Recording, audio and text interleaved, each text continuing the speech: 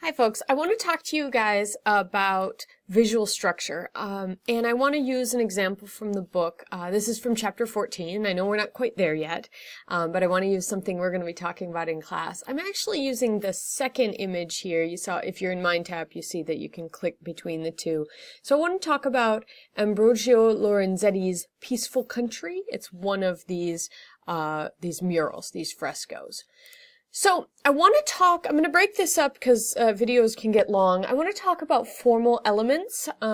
Later on I'll talk about composition.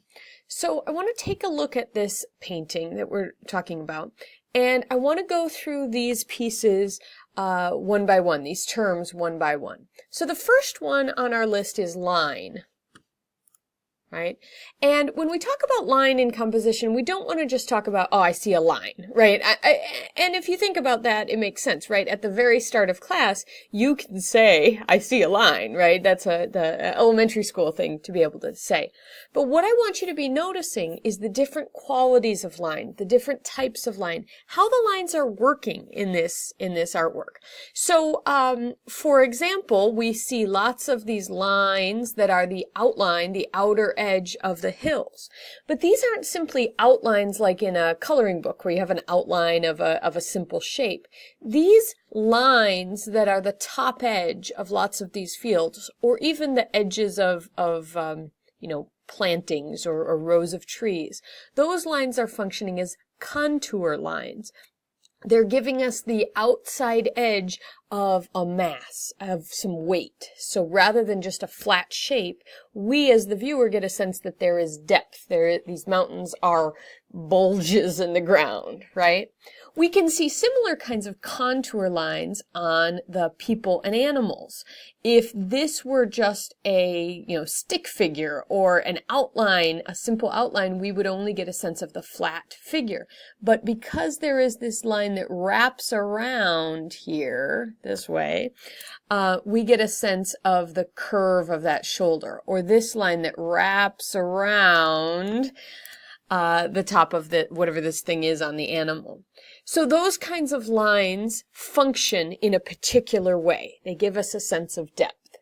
Now there's other kinds of lines in this artwork that move us through, or any artwork, that move us through an artwork. And I'm hoping if you start looking for, so when we talk about line, it doesn't have to be a line that's literally drawn in place.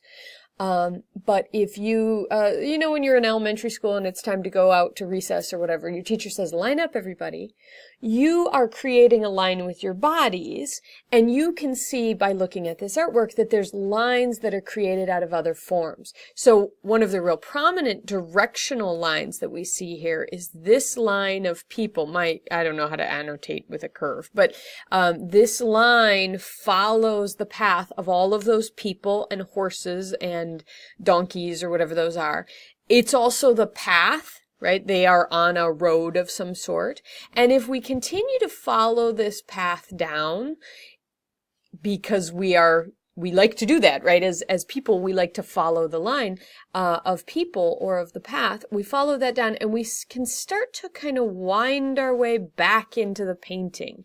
Maybe we can even follow this sort of set of white and brown shapes that almost seems like a path to this little figure. It moves us into the artwork. And notice that these figures are moving in, not all of them are, but these prominent figures are moving in, rather than having everybody pointing out. That would tend to direct us in that direction out of the painting and away from that central space. Now, if you start looking for lines that are made up of collections of things, we already mentioned that there's a line. This isn't a drawn line. This is a painting of a bunch of trees, right? And those trees are creating that outline of the field, and that one, and etc.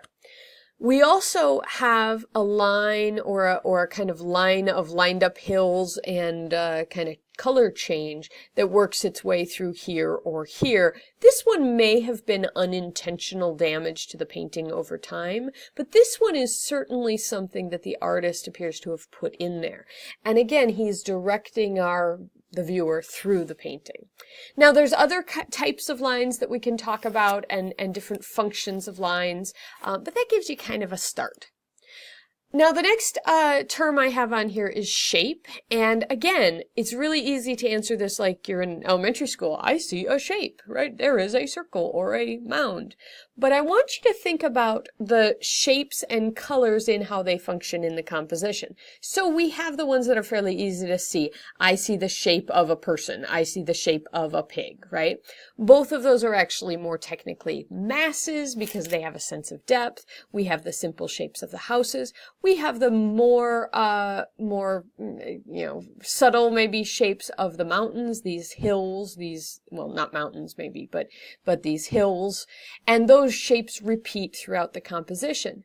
But we can also look for shapes like the shape of this walking in area, the path, the shape of the light colored area in the sort of or the middle ground, I guess I should say, this area that I'm circling with my cursor. The shape of all of these darker mountains in the distance. And some artists use the shapes within, overall collections of different things in the artwork to create shapes that organize the entire composition. Also, I want you to pay attention to masses. We've got lots of indications in this painting that there is depth. And so we see shadows on the sides of hillsides or on the sides of animals. We see those contour lines we mentioned before. All of those things, drapery folds, these lines of the cloth here, they give us a sense of that, whatever thing it is, having some depth. And I do want you to distinguish between shapes and masses. Color and tone also can be fairly simple or fairly complex. I see red, I see green, I see blue. But we also can talk about how the artist chose to use those colors or combinations of colors. So as I look through here, see a lot of kind of similar colors that give us a sense of the subject, what's being planted or what the landscape is like, but also the time of year, right? We get a sense of when this is happening. We could also get a sense of where the artist wants us to focus. For example, there is a lot of yellow, a lot of green, a lot of kind of blue-green, not a lot of red. And so I see one real bright area of red here, and that's a place that sort of draws our attention. It's a contrasting color, so our attention can be drawn to there. There are also color combinations that are symbolic. So often red and purple are colors that are symbolic of wealth, right? Only the rich people used to be able to have those colors.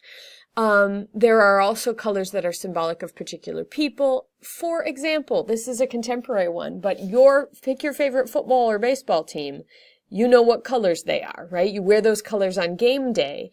And in fact, I was at a meeting yesterday and somebody dropped their purple keychain and the other person refused to pick it up because they said, I can't pick that up. I go for a team that's not purple, right? I mean, he said Huskies or not Huskies or whatever. But those colors can be really symbolic and communicate something. Now, obviously, we're not going to see team colors in this painting, but there might be colors that are communicating to people of that culture, something we have, and in our culture today, have a harder time understanding. Or things that we do understand, like red is love, or green is, lush food and things like that. Of course, colors could also be realistic or not realistic. So here we have a fairly realistic color scheme of what a day in the life might have looked like here. If you were to look at a modern painting and all of the hills and trees were, orange and purple striped, you would say that color scheme is not very realistic. Right? And there are lots of different types of color schemes that we can talk about, but that's, again, an overview. Now, tone is also important, and here we don't mean I am speaking to you with a particular tone of voice, but we're talking about dark and light. So tone or value are two words to talk about dark and light. We have several different tones happening here. Things are darker where they're farther away than where they're closer to us. Things are darker over here, and I think this is, like I said, an effect of age on the painting. Somebody shared the Night Guard painting, and what's kind of interesting with that is that it didn't used to be at night, but the varnish that was used, the night watch, the varnish that was used had made the whole painting darker. So one of the things we get to do is look at tone and say, this is dark or this is light, and that might communicate something to us about depth or time of day or mood or location. But it also might communicate something to us about how the painting has changed or not over time. Texture and pattern. These ones are ones that I think people tend to overlook a little bit. You, hopefully, if you look at this, get a sense of the implied textures. Now, I can't feel any texture when I drag my hand across the screen here. And if I were to go to Italy and feel the painting, I'd get yelled at. But if I were to touch the painting, I wouldn't feel much of a difference. This is a fresco painting. The paint is in the plaster. The plaster is not highly textured in this particular painting or in most frescoes. But there are implied textures that tell me what this world, this imaginary world of the picture is like. And when I say imaginary world of the picture, I don't mean that the subject is imaginary. I mean that I'm sitting at my desk in the real world and I'm looking at a flat thing, just marks on the screen that make me think that I could step into this landscape and walk on this path and go to those hills and things like that. That's the imaginary world of the picture plane. Any picture plane, even if it's a photograph of today. You can't literally step into it. You are in the real world. It is a representation, perhaps, of the real world, but an imaginary picture space. So anyway, textures. We see textures of hills, of animals. We might see fur. We might see, grasses or whatever's being planted here. Pattern is not super important in this particular artwork, but look at this. We have patterns of the plants, patterns of the trees, patterns of the, grasses and things like that. These kinds of patterns can be put in to an artwork intentionally. And they might communicate something to us about the subject. Motion. Motion is one, so I've got a list here. My list of formal elements: line, shape, color, tone, texture, pattern, and I've already mentioned mass, and I've already talked about some synonyms like tone and value are the same. There are color schemes or types of lines or qualities of lines to talk about. Different sources, different textbooks, or different authors or different instructors will sort of collect different formal elements. This more or less covers the whole batch. Not everyone talks about motion as a formal element, and I'll give you a hint why, because it can also sort of be composition. Pattern can also interact with composition. But the motion that I'm talking about is you get a sense of some of the people and animals are moving. For example, this horse has its legs up, where out. This horse just has one leg up. One of these gives us a sense of a different kind of movement than this one. This animal and this animal look like they're working harder to get up the hill than, say, this guy sitting on the horse. So the artist can communicate to us the sense of movement in water, in air, in people, in animals, in imaginary creatures. And that's a formal element as well. One more thing I want to emphasize about formal elements. This is the stuff that makes up the artwork, but not the subject. So notice I talked about the texture of the horse or where the horse was or the contour lines, but I didn't emphasize that we're looking at a horse or a landscape or a person or those sorts of things. I hope this helps. Please also watch the composition video that I'm going to do on this same artwork.